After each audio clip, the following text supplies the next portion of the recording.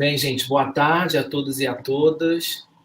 Sejam bem-vindos a mais um Encontro FEGS, essas reuniões que nós temos feito de vez em quando, de 15 em 15 dias, que viram 20, que viram às vezes um mês, para conversar sobre pesquisas, receber pesquisadores ligados às temáticas do grupo, apresentar os trabalhos também dos nossos bolsistas, dos nossos mestrandos e doutorandos. Hoje nós vamos fazer um encontro intitulado Religião, Gênero e Sexualidade, e teremos as falas da Lorena Moschel e da Cris Serra, que vão conversar um pouco sobre suas pesquisas, tá bom? Então, eu vou passar agora a palavra para a Lorena Moschel, da UFRJ, que vai apresentar o trabalho dela chamado As Mulheres de Cantares de Salomão, Norma e Desejo nas Sexualidades Evangélicas. Obrigado, Lorena, pela presença. É com você, então. Obrigada, Rafael. Obrigada, gente, pela presença hoje também. Agradeço, Rafael, ao FEGS, pela oportunidade de estar aqui apresentando um pouco da minha pesquisa. Eu sou doutoranda pelo Museu Nacional, na UFRJ, em Antropologia Social, e estou terminando o doutorado, em nome de Jesus, apresentando essa tese em breve. E eu estou muito feliz, né, em discutir um pouco do meu trabalho com vocês aqui, porque eu acho que esses momentos de troca fortalecem muito o nosso trabalho, né, e eu espero que vocês também possam sair daqui fortalecidos. E eu começo falando isso assim por várias questões que envolvem fazer pesquisa no Brasil hoje, né, principalmente fazer pesquisa nesse cruzamento temático de gênero, sexualidade e religião.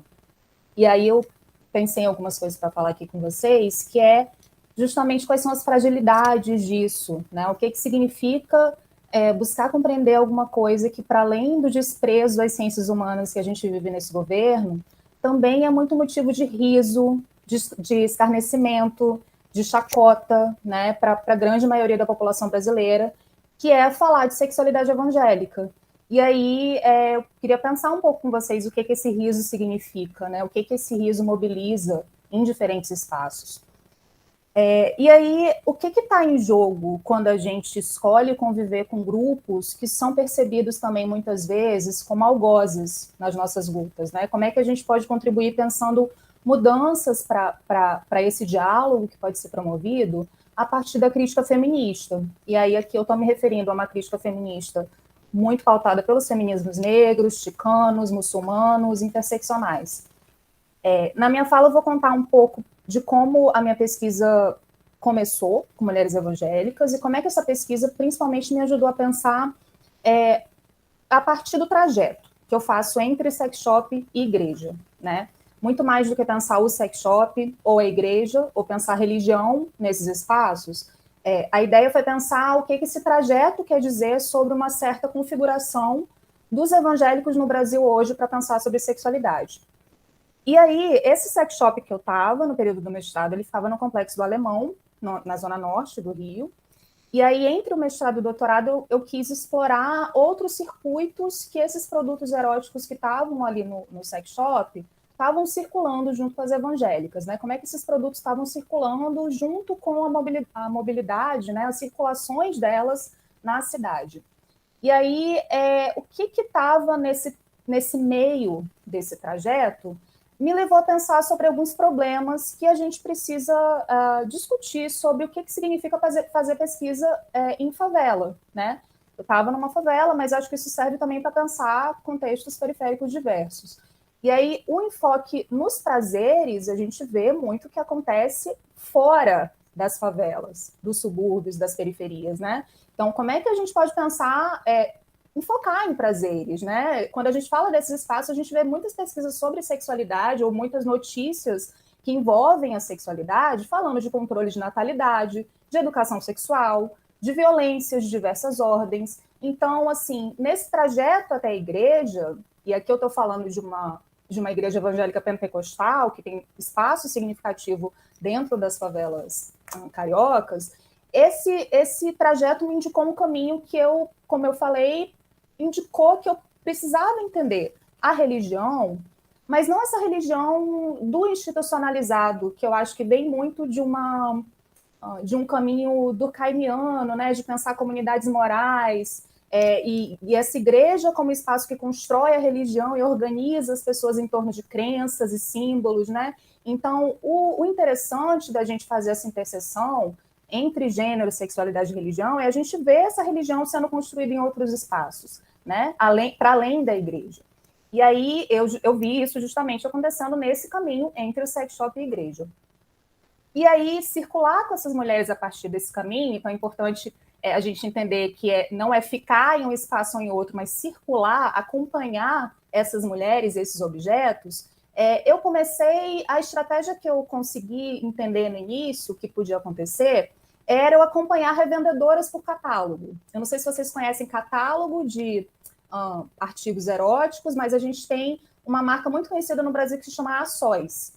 E a Sóis, ela vende por catálogo muito similar a Avon, Rinodê, Natura. Então, são artigos eróticos que são vendidos ali, de diversos tipos, e essas revendedoras estavam também nas igrejas vendendo esses artigos eróticos. Eu comecei a circular com elas por esses eventos e por esses espaços em que elas vendiam esses objetos, e aí fui parar em chás de mulheres, né, que acontecem nas igrejas, em ginásios, em locais em que essas festividades acontecem, como se chamam nas igrejas, né?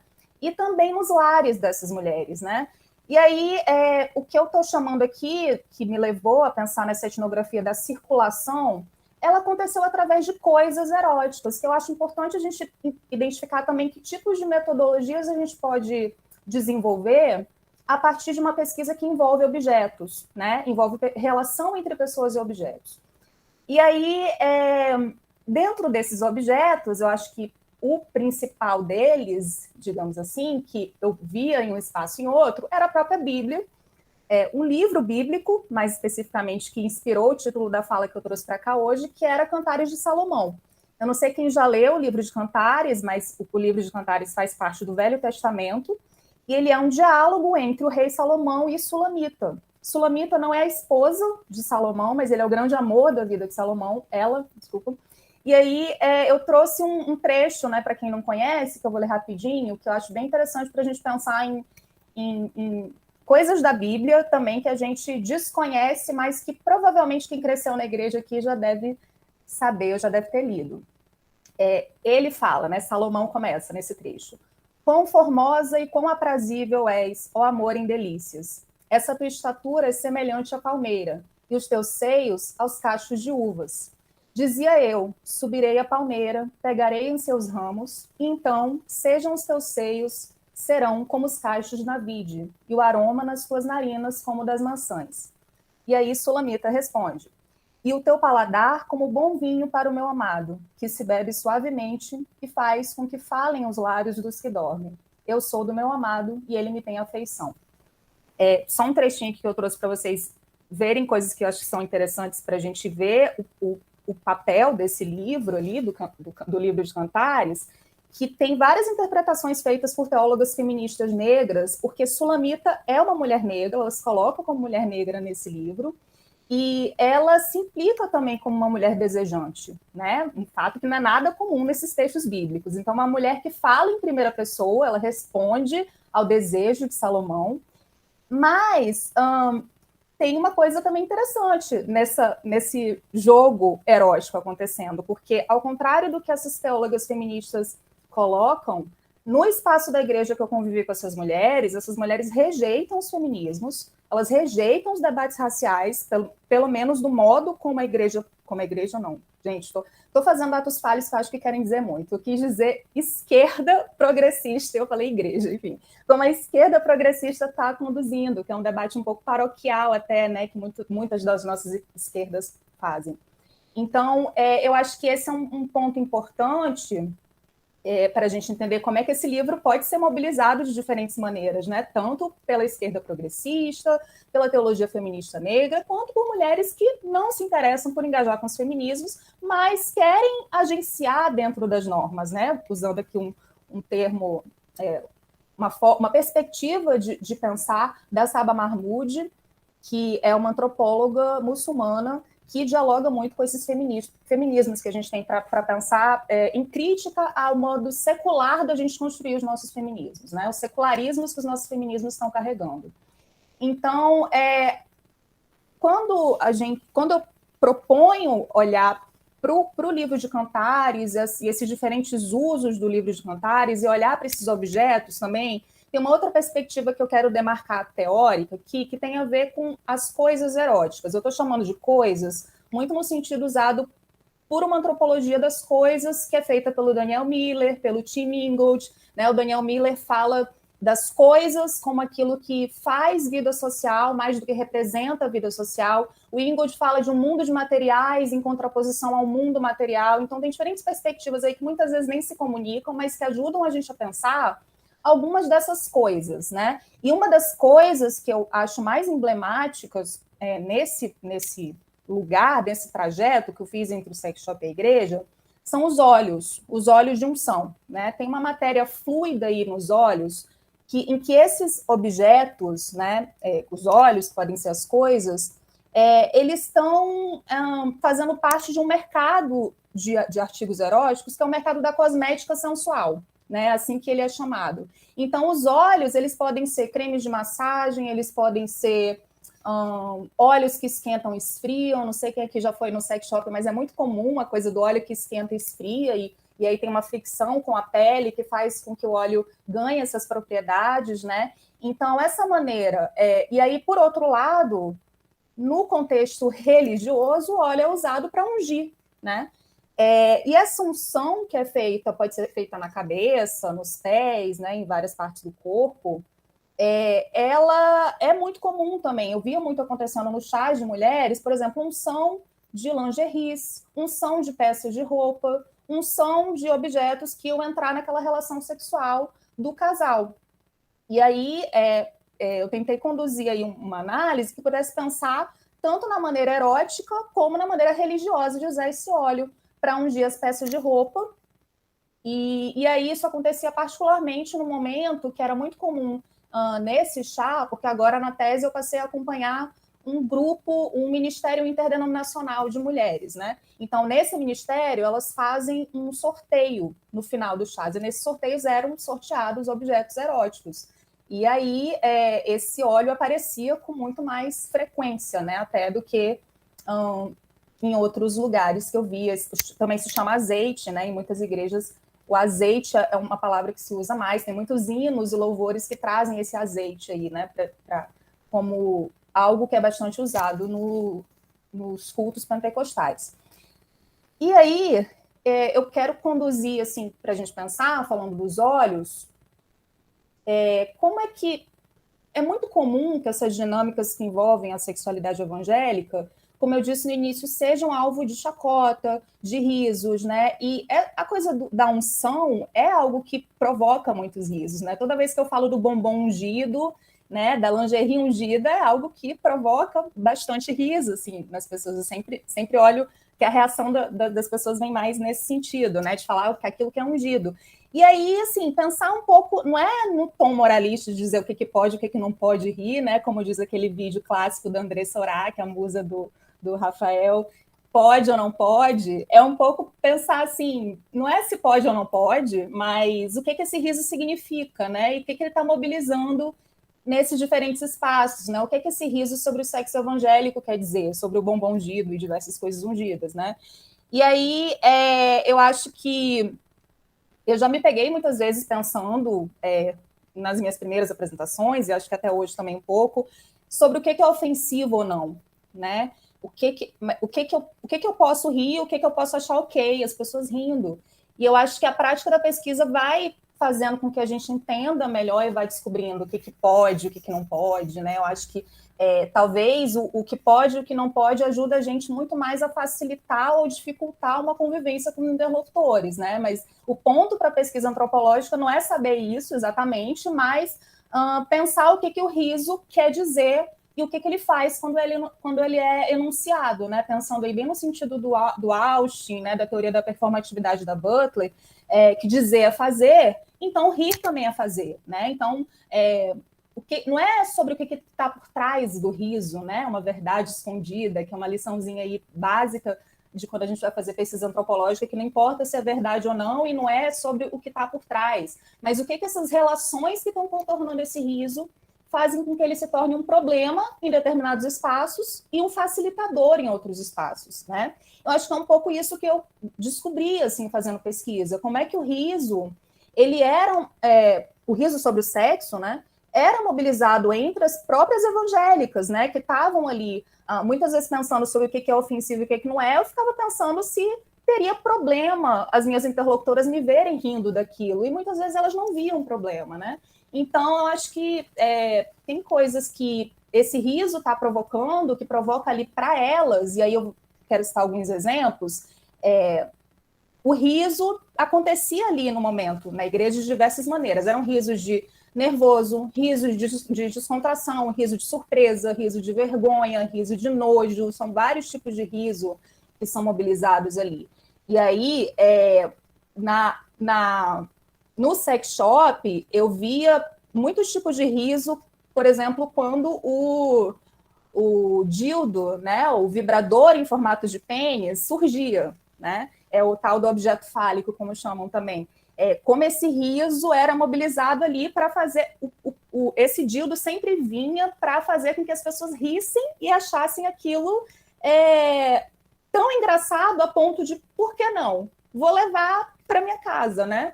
Assim, e na igreja, por outro lado, esses objetos eles não apareciam, né? Não podia ter nada que ameaçasse os homens ali. Ameaçassem a masculinidade, melhor dizendo, desses homens, né? Nas palavras delas. Então, tem alguma coisa aí que, no sex shop, por exemplo, também eu via que o riso, ele mobilizava muitas relações entre público e privado ali.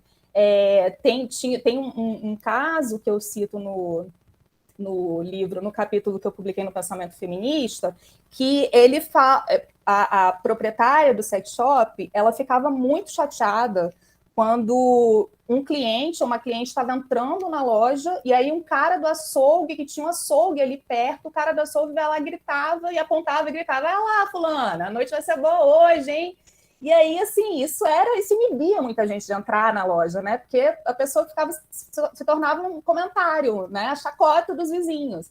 E esse riso estava operando ali, porque a sexualidade está estabelecido como algo da ordem do privado. Naquela hora, a sexualidade se tornava pública. Então, isso não acontece, por exemplo, no sex shop que fica num shopping, né? Numa galeria comercial. Então, tem coisas ali que o fato de ser um sex shop na favela estava mobilizando. E aí, para me conduzir aí para finalizar, eu queria falar sobre como essas diferentes estratégias aí que eu encontrei no sex shop para falar desse riso, né, para mobilizar esses artigos eróticos, elas estavam voltadas muito para uma ideia que a proprietária, ou melhor, o casal de proprietários dessa loja, eles queriam entender como é que eles iam conseguir fazer uma loja sobreviver ali naquele ambiente, né? Naquele lugar que o sexo se tornava público, a sexualidade se tornava pública. Então, eles começaram a fazer estratégias com diferentes atores ali daquele local. As igrejas evangélicas tiveram um papel ali, porque eles conversaram com diversas lideranças de igrejas locais, né? E, assim, isso é uma estratégia que o próprio mercado erótico, de artigos eróticos, melhor dizendo, no Brasil, está buscando fazer ao longo dos anos, né? Eles têm um livro que se chama Projeto Gospel para Sex Shops, que eu acompanhei como é que esse projeto aconteceu, assim, no Rio, em São Paulo. E aí, o que foi feito foi uma estratégia local e dialogando com esse mercado nacional, né?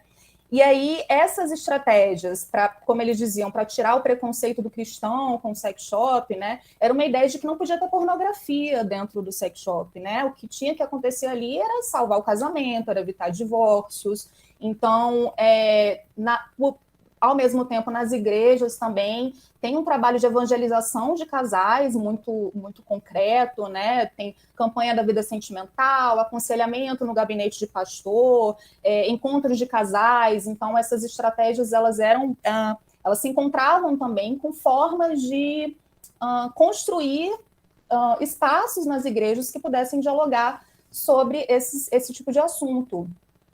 E aí, o último ponto que eu quero abordar, eu acho que é um problema generalizado, assim, de encarar o riso de uma maneira que a gente possa entender como o nosso riso, o nosso, que eu digo aqui, nós das ciências sociais, né, das ciências humanas, e de entender como é que a gente pode entender o pentecostalismo como um fenômeno que merece ser compreendido e que precisa ser levado a sério, né? Eu acho que isso tem um histórico. O pentecostalismo, ele se construiu como uma ameaça moral por diversos motivos, né? Ele sempre esteve muito conectado com a ocupação de espaços políticos e institucionais, né? Desde a instauração da Constituinte, a gente tem o lema irmão vota em irmão, né? Esses evangélicos que estão se convocando como uma categoria que mobiliza votos, né? E agrega diferentes denominações. Então, quando a gente está falando de evangélicos, inevitavelmente, ainda mais no governo Bolsonaro, a gente está falando de ameaças, né?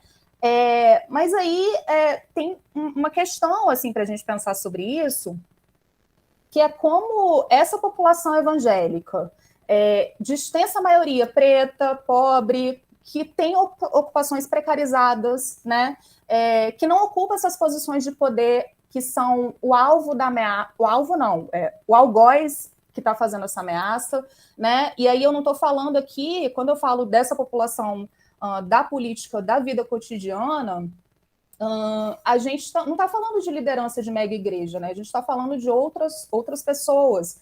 E aí eu acho que entender como a gente olha para essas pessoas e assim, quem já foi ao Rio, até em outros espaços, assim, é muito comum a gente ver um vocabulário crentez, assim, disseminado, né? A gente anda na rua, o cara, o camelô chamando a gente de abençoada, né? Vigia varão. Então, tem uma coisa nessas políticas do cotidiano que são da ordem de um vocabulário, de um modo de entender a vida que é crente, né? Que é evangélico e que a gente, quando a gente está criticando, por exemplo, a Michelle Bolsonaro falando em línguas, o que a gente está criticando, né? Eu vi muitas pessoas respeitadas na antropologia, nas ciências sociais, falando de fanatismo da Michelle Bolsonaro quando ela comemorou a vitória do André Mendonça, né? Então, assim, eu fiquei pensando muito sobre que tipo de crítica é essa que a gente quer fazer, né? Como pessoas de esquerda, sendo evangélicas ou não, criticando uma manifestação de dons espirituais, né? E aí, assim, eu acho que também entender essas diferentes formas com que essas críticas podem circular, assim, eu adoro a deputada Mônica Francisco, a Benedita da Silva, elas falam bastante sobre isso, e elas falam de como a gente não pode querer fazer roda de conversa assim o tempo todo, não estou falando dessa, mas estou falando assim, a gente não pode querer ficar fazendo reuniões entre a gente da esquerda para entender como é que os evangélicos votam, como se reproduzem, como comem, porque a gente tem já parte desse distanciamento, né? E esse distanciamento provoca reações que são utilizadas, inclusive, pela direita. Então, eu acho que esse discurso contra a Michelle Bolsonaro não é exatamente contra o Bolsonaro, contra a política do Bolsonaro, é contra a manifestação de dons espirituais. Eu acho importante que a gente entenda e saiba como separar essas coisas.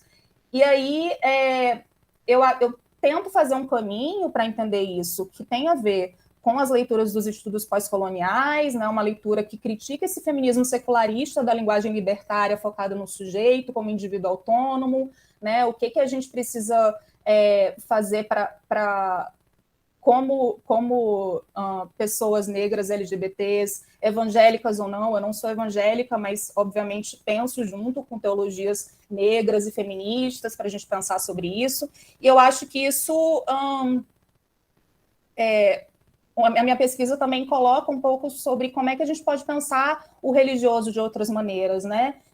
Essa definição de religião que a gente carrega, ela foi forjada na modernidade secular, ela veio de fora, né? O Talal Assad faz uma crítica interessante sobre isso, né? E o meu trajeto de pesquisa é justamente pensar que a religião, ela estava ali no sex shop, ela estava nesses espaços, e olhar para a religião como essa esfera circunscrita ao espaço das igrejas, da política institucional, sem olhar para essas outras relações que estão estabelecidas entre lados, entre fronteiras que são criadas a partir desses conflitos, não é entender de fato como é que se vive a religião.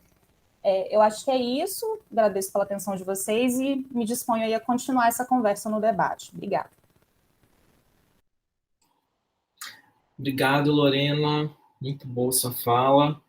Eu passo então para a Cris Serra, que vai apresentar o trabalho Conhecereis a Verdade e Ela Vos Libertará, cristãos LGBTQIA+, e feministas cristãs na disputa de narrativa nós e sobre os cristianismos no Brasil terrivelmente evangélico. Bom, boa tarde a todo mundo. Lorena, muito obrigado por essa sua fala, é sempre muito bom te ouvir. Eu acho a sua pesquisa maravilhosa. Rafa, muito obrigado a você, ao FEGS, pelo convite para estar aqui. Obrigada a cada um que está aqui hoje para essa conversa. Eu acho que eu não posso falar sobre a minha pesquisa sem falar de onde eu faço essa pesquisa. Eu me tornei uma pesquisadora por conta de um ativismo com o qual eu estou engajada, estou comprometida desde 2008, que é um ativismo no movimento de católicos LGBTQIA+, aqui no Brasil. Foi por causa desse ativismo que eu me tornei pesquisadora, e então eu fico numa posição muito peculiar no campo que eu pesquiso, porque eu sou uma liderança em parte do campo que eu estou pesquisando, essas materialidades que a Lorena falava de uma certa forma, né? As pessoas, os movimentos, os grupos, os coletivos que eu estou olhando na minha pesquisa são movimentos, são grupos, são coletivos, são pessoas que são minhas amigas, são pessoas com quem eu convivo, são pessoas com quem eu trabalho, são meus companheiros, minhas companheiras de trabalho, de militância, de reflexão. Então, a minha pesquisa tem esse caráter assim muito autoetnográfico, de uma certa forma, e envolve muita participação observante.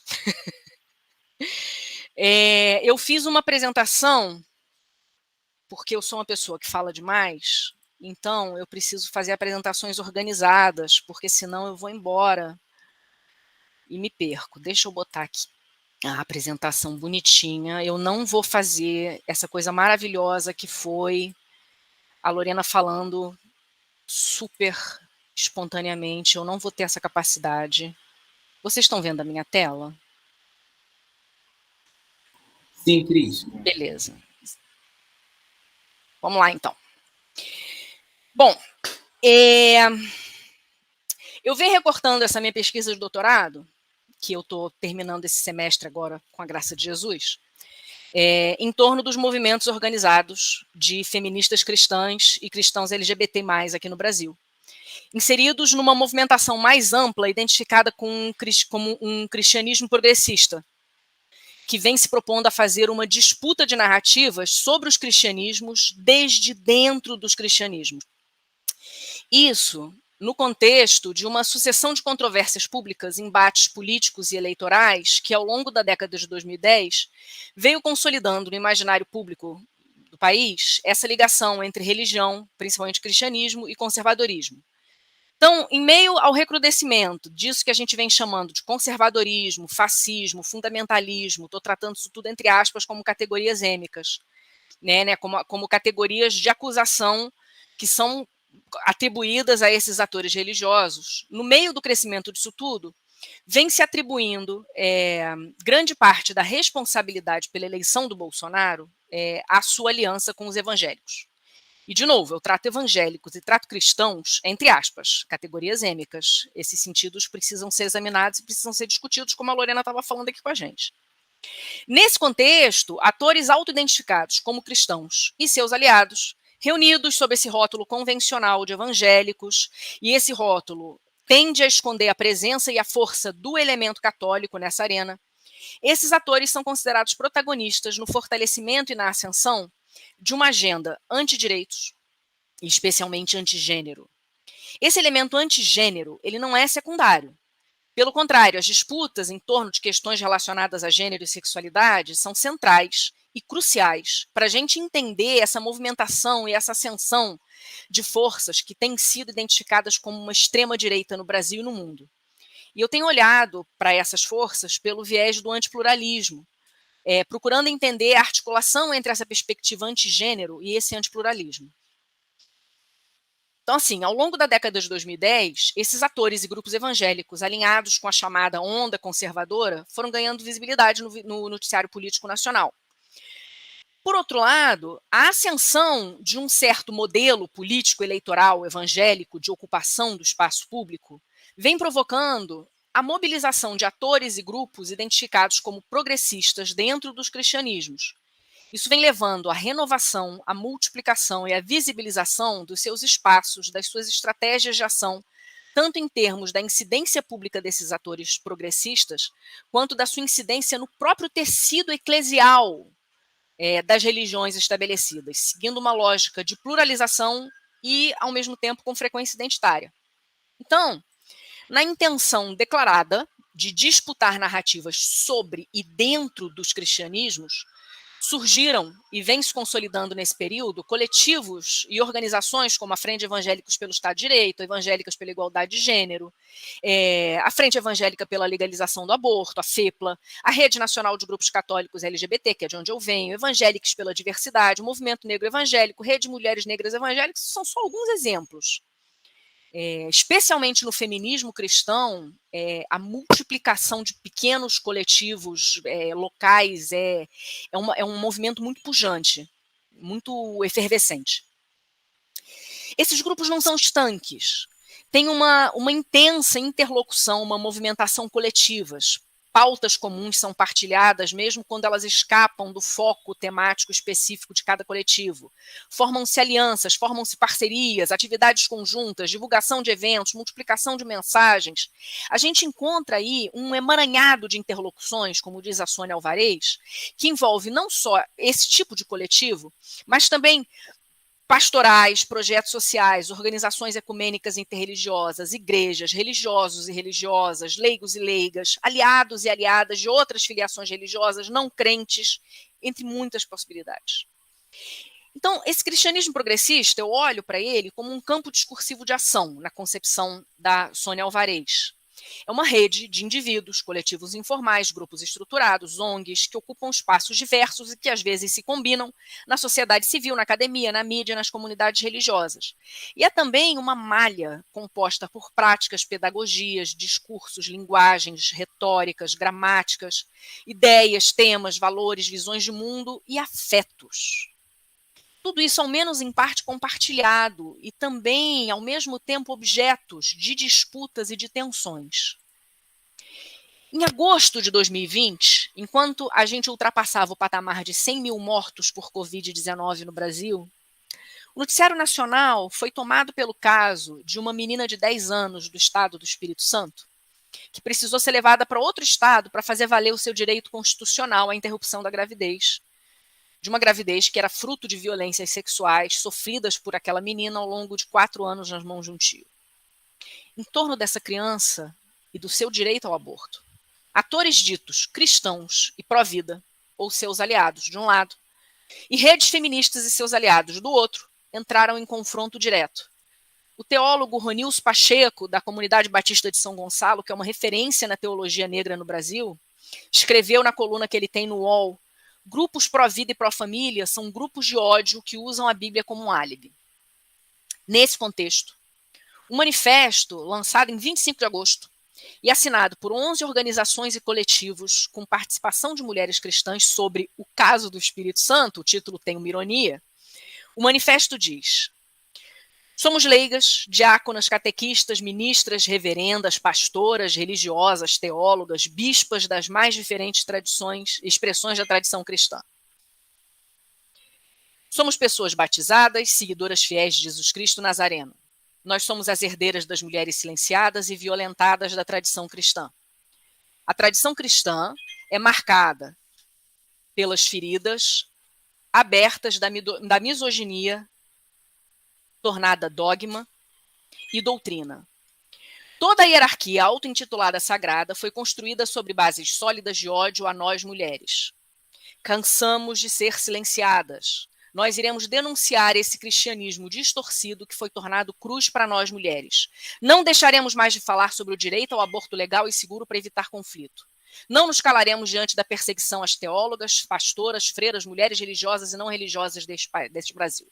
Jesus de Nazaré nos autoriza a dizer: chega, basta de hipocrisia em nome da fé. Esse exemplo mostra como essas comunidades discursivas, e eu estou citando a Sônia Alvarez, disputam as representações dominantes e constituem formações nitidamente políticas nas quais a cidadania é construída e exercida, os direitos são imaginados, foco nessa palavra imaginados, e não só demandados. As identidades e necessidades são forjadas e os poderes e os princípios são negociados e disputados. Isso, disputas que se dão tanto nos campos mais amplos em que esses movimentos se inserem, quanto internamente.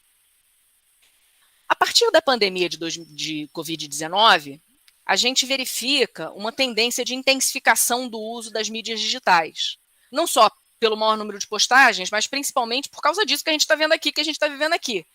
Uma multiplicação de atividades, de celebrações, de entrevistas, de rodas de conversa, de palestras, de seminários, de outros eventos com transmissão ao vivo, que vieram ampliando a repercussão e o alcance do trabalho desses movimentos, aprofundando a interação com o público, promovendo uma ramificação e um adensamento das articulações entre os atores no campo, com uma proliferação também das iniciativas conjuntas.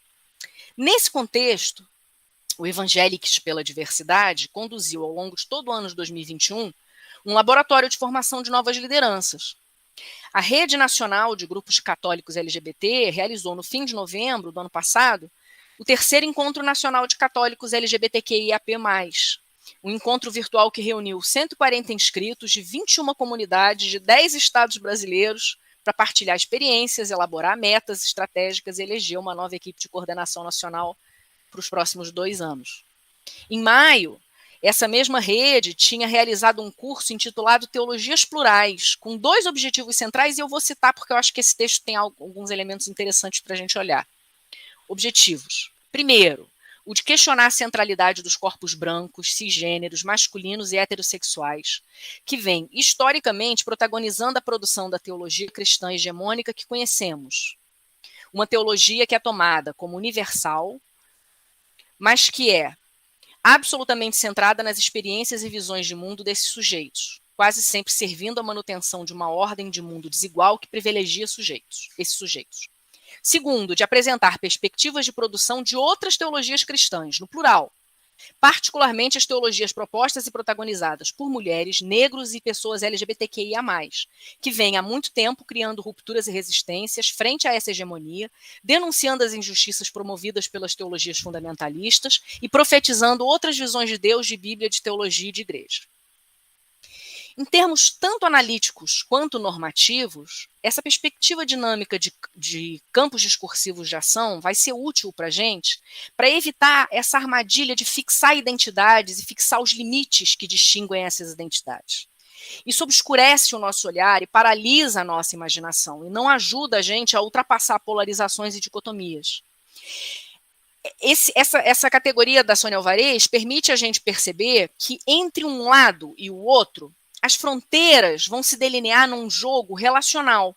Elas não são definidas em função de alguma coisa que seja específica de cada um desses lados.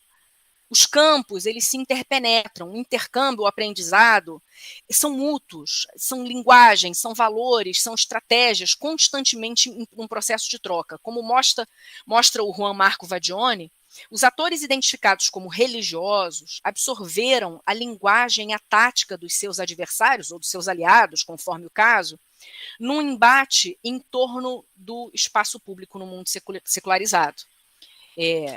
Incorporaram novas ferramentas de intervenção na sociedade, o secularismo estratégico na linguagem, que permite a ele se apropriar da linguagem e do modus operandi jurídico, científico, para defender suas posições ou contestar os seus oponentes nos seus próprios termos. Ah, meu Deus.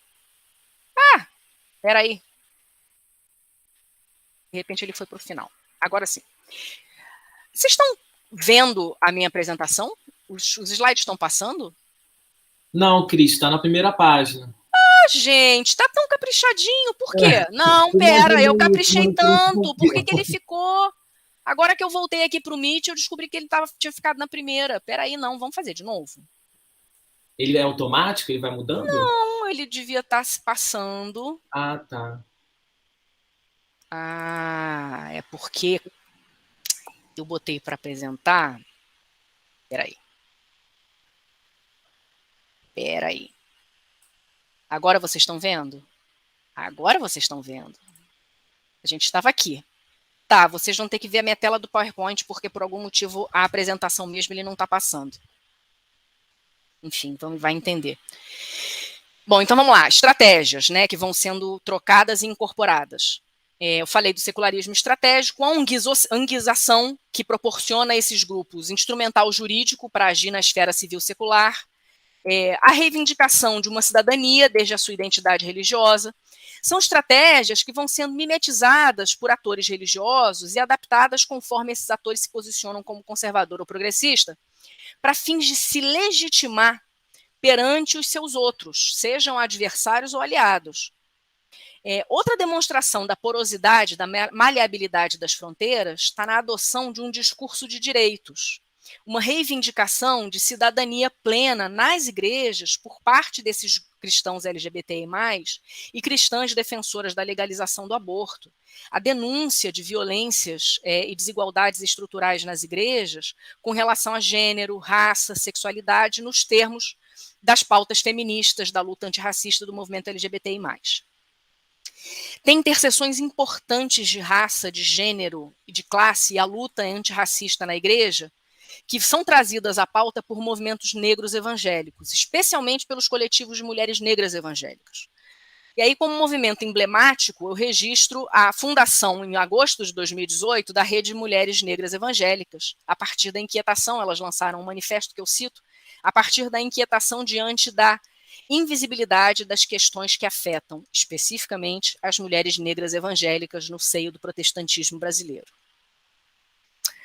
A propósito da divulgação dos resultados de uma pesquisa do Datafolha em janeiro de 2020, pesquisa que confirmou que 59% dos evangélicos brasileiros se identificam como negros ou pardos, e que são, em sua maioria, mulheres, a Camila Mantovani e a Raquel Daniel, que são da Frente Evangélica pela Legalização do Aborto, denunciam como a demonização dos próprios evangélicos por setores da sociedade brasileira corresponde à reprodução de uma série de opressões de classe, de gênero e de raça que são historicamente constitutivas da nossa sociedade.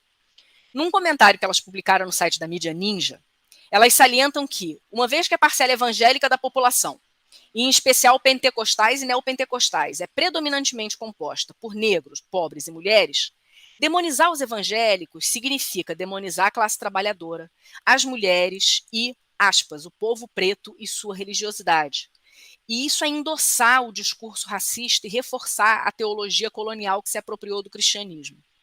E eu cito o texto das duas. Em vez de rir da espiritualidade pentecostal, olha a beleza de uma espiritualidade negra que se manifesta no corpo, na dança, no sapatear, no falar em línguas, e o quanto é essa espiritualidade que mantém esse povo de pé. Essa espiritualidade da qual a gente tem debochado é negra, ancestral e sagrada. Então, assim, onde eu estou querendo chegar aqui é que quando o religioso adentra o campo alheio, ele se deixa penetrar. E pode também ser contestado no seu próprio terreno pelos seus outros.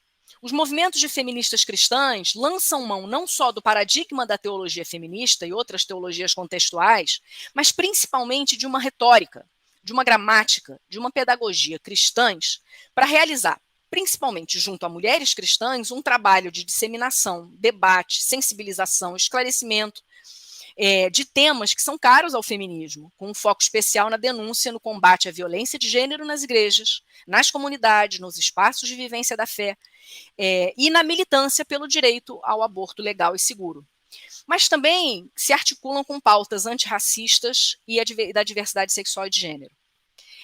A pastora luterana Romy Bank, ela defende a importância da aliança entre mulheres feministas religiosas, principalmente as cristãs, e não religiosas.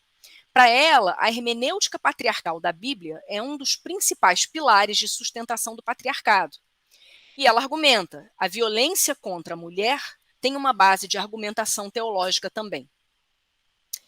De modo similar, os grupos e movimentos de cristãos LGBTQI+, organizados dentro das igrejas, então, assim, tem movimentos nacionais de católicos, de evangélicos, tem coletivos específicos de luteranos, de metodistas, e tem diferentes movimentações em outras denominações. Tem as igrejas chamadas inclusivas, que são voltadas mais especificamente para o público LGBTI+. Esses grupos e movimentos, eles têm como tônica a permanência e a demanda por espaço e reconhecimento nos seus ambientes eclesiais de origem. Constituem espaços de dissidência, de resistência, principalmente naquelas comunidades e instituições religiosas mais pautadas pelo rigorismo moral. Na atuação desses movimentos, se misturam trabalho pastoral, ativismo, uma produção acadêmica que já não se restringe ao campo da teologia, mas entra principalmente no campo das ciências da religião e das ciências sociais. Simone dos Anjos chama atenção para esse diálogo entre ativismo e academia, e ela destaca o papel crucial do recente e do crescente acesso de mulheres negras ao ambiente e à formação universitária via políticas de ação afirmativa, e como isso foi fundamental para a constituição do feminismo negro evangélico. Então, algumas estratégias recorrentes, adotadas em diferentes pontos e momentos dessa rede, com diferentes graus de radicalidade, remetem a uma perspectiva de autonomização moral, que envolve uma releitura crítica situada histórica e culturalmente das escrituras e de outros documentos das igrejas. Em vez de pedir permissão para entrar ou para permanecer na igreja, esses movimentos afirmam não só a sua presença, mas o seu direito de estar aí. Essa mudança de ponto de vista permite a eles questionar a legitimidade da igreja, que se diz cristã, mas promove violência e exclusão. Aqui, a gente vê um outro efeito político do uso de uma linguagem e de uma estética cristãs no acionamento estratégico da categoria tradição no campo. Essa categoria, a palavra tradição, usada com frequência no singular e com T maiúsculo, tem o efeito de cristalizar categorias e relações que são convencionais, arranjos familiares, papéis de gênero, por exemplo, revestindo essas categorias de uma qualidade universal e transcendente que torna elas impermeáveis a uma análise política, quer dizer, esconde o fato de que identidades e lugares sociais são construídos nas relações, num jogo de disputas, de alianças, de negociações. Assim, diferenças hierárquicas são ao mesmo tempo legitimadas e invisibilizadas. Quando ordenamentos sociais são tratados como absolutos, qualquer questionamento dos valores que sustentam esses ordenamentos, qualquer risco, ainda que só percebido, de interrupção da reprodução desses ordenamentos, são entendidos como uma ameaça de deterioração do tecido social. Isso põe em risco a sobrevivência da sociedade, mobiliza ansiedades sociais intensíssimas, que tendem a assumir contornos de pânico moral. Então, nesse contexto, essa suposta necessidade de resgatar a tradição, a denúncia da degradação dessa tradição, ou ameaça de degradação, se torna uma poderosa estratégia para referendar as normas e ordenamentos vigentes e uma eficiente pedagogia para transmitir e reproduzir essas mesmas normas e ordenamentos. O historiador Eric Hobsbawm, ele mostra que a produção contínua de tradições, as disputas e negociações em torno da transformação e consolidação de tradições ocorrem intensamente nas sociedades modernas. Nesse sentido, a gente vê como vem se articulando discursos que evocam uma tradição sobre diversidade sexual e de gênero, ou sobre os estereótipos de gênero, o lugar de mulheres e homens na sociedade, e como esses discursos que falam dessas tradições, a família tradicional, por exemplo, são uma reação ao tensionamento de ordenamentos e de hierarquias que os movimentos feministas e movimentos LGBTI+, vêm promovendo.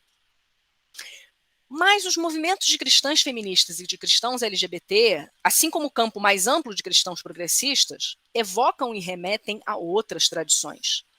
Falam em uma tradição cristã de denúncia, de combate a desigualdades, opressões, injustiças, uma tradição que não compactua com os poderosos do seu tempo, tradições que criticam e se opõem a um legalismo vazio, a um moralismo hipócrita, remetem a amor, acolhimento, serviço, falam em uma tradição revolucionária de luta contra a injustiça, tradições de libertação de opressões, autoridades terrenas, inclusive libertação da autoridade religiosa. Aqui a gente vê claramente o acionamento da categoria tradição e das disputas em torno dela como pedagogias que transmitem valores sobre gênero e legitimam e reproduzem outros ordenamentos sociais, sexuais e de gênero possíveis. Outro elemento cristão importante nesse cenário diz respeito às imagens do Deus cristão, que são usadas para corroborar a ascensão dessas forças descritas como conservadoras.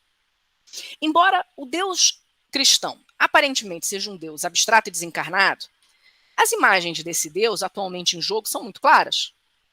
É um homem branco, cis heterossexual, velho, viril, distante de nós, sentado nas nuvens, senhor dos exércitos, um Deus da ira, guerreiro, genocida. Cristo é um homem caucasiano louro de olhos azuis. Que corpos são sacralizados e entronizados por um Deus com um corpo assim? Aqui, a gente está diante do que a dona Haraway chama de truque de Deus. A criação de um ideal supostamente abstrato, de um sujeito supostamente universal, que de abstrato e de universal não tem nada. Esse sujeito universal hierarquiza, normatiza, enquadra todos os corpos, quando ele estabelece um ideal sacralizado de corpo branco, cis heterossexual, viril, masculino. Esse corpo de Deus encarna um discurso totalitário, hierárquico e excludente que tem profundas consequências políticas. Esse corpo de Deus encarna visões de mundo, projetos de sociedade específicos. Esse corpo de Deus fornece imagens que sustentam um ordenamento social, uma hierarquia de poder muito específica, uma maneira muito bem definida de organizar os corpos e determinar que corpos vão viver. Que corpos vão viver bem e com abundância? Que corpos vão viver na precariedade, na miséria, submetidos à violência? Que corpos vão sofrer e que corpos vão morrer? O perigo político da sacralização e da canonização desses projetos de sociedade é que os nossos horizontes teológicos se estreitam. E o estreitamento da nossa capacidade de imaginação teológica está diretamente ligado ao estreitamento dos nossos horizontes políticos, da nossa capacidade de imaginação política.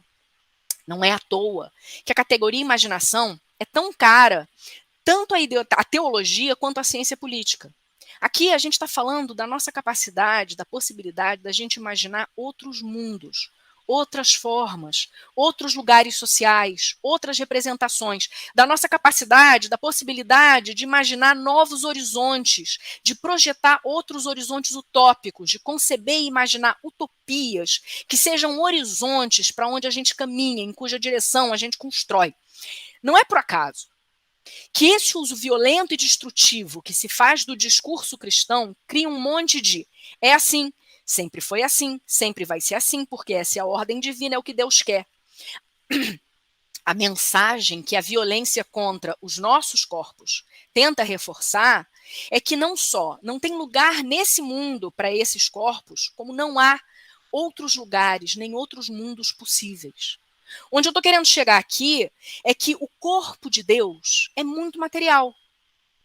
Ele tem efeitos profundamente concretos e políticos na organização das nossas vidas e na encarnação dos nossos corpos, das nossas relações e dos lugares sociais, nessa vida e nesse mundo.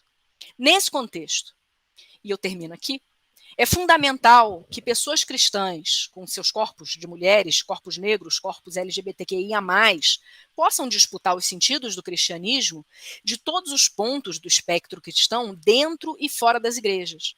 Porque mesmo corpos não inseridos em comunidades de fé podem ser, e como todos nós sabemos muito bem, são atravessados e marcados por experiências e imaginários cristãos de Deus, de fé e do sagrado. Ao reivindicar autonomia, para dizer quem são e decidir se e como conciliar suas identidades e pertenças múltiplas, cristãos LGBTI+, e feministas cristãs reconfiguram todo o campo. Ampliam os limites do que significa ser cristão, ampliam os limites do que significa ser LGBTI+, do que significa ser feminista, ampliam os limites do mundo que supõe que essas identidades sejam incompatíveis, ampliam os limites da norma binária, cisgênero, heterossexista e familista, dos ordenamentos, das hierarquias que essa norma estabelece, tensionam lugares e papéis de gênero e apontam claramente para a pluralização do religioso. Gente, muito obrigado. Eu lamento que vocês tenham perdido metade da porcaria da apresentação que eu preparei. Mas eu disponibilizo depois o PowerPoint para alguém ver o que eu fiz, que me deu tanto trabalho. Tem umas figurinhas lá no início que eu vi, Cris, né? A gente não viu. Depois você pode colocar para a gente. Mas agradeço imensamente as falas de vocês, queridos. Foi muito engrandecedor. Eu vou interromper a gravação aqui para a gente começar o debate, tá bom?